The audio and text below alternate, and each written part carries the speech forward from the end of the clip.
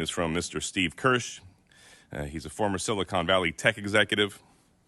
When the pandemic started, he created the COVID-19 Early Treatment Fund to fund researchers working on repurposed drugs, including fluvaxamine, which is shown to reduce death from COVID by a factor of 12. That's amazing. That study was featured on 60 Minutes. Steve also writes a popular COVID-19 newsletter on Substack and has testified in front of the U.S. Senate regarding the pandemic response. Steve, thank you for joining us. Over to you.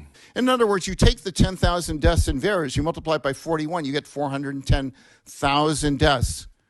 Now, if those people weren't killed by the vaccine, what killed them? Nobody wants to answer that question. You know, it's the same with the insurance company. You know, the insurance company executive in Indiana thought he was just talking to his peers when he mentioned that there was a 40% increase in the third quarter in deaths of people under 64. That's not supposed to happen. If you look at the insurance statistics, they're all flat. It's the same number every year. And now it just jumps 40%. How does that happen? That's a 12 sigma variation. It can't happen by chance. So it didn't happen by chance. Something caused that. This is like the greatest cause of death in human history, and nobody knows what it is. I talked to embalmers. Embalmers are the end of the line, the right before you go 6 feet under. I talked to embalmers. I talked to one embalmer, 93% of her cases, that's what they call the dead bodies, they call them cases.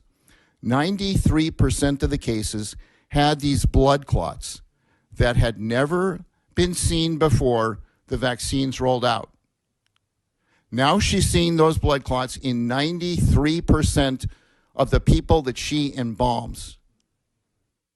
This is the greatest killer of mankind. This is the worst cover-up in human history. 150,000, probably more than that, probably 400,000 Americans have been killed by the U.S. government.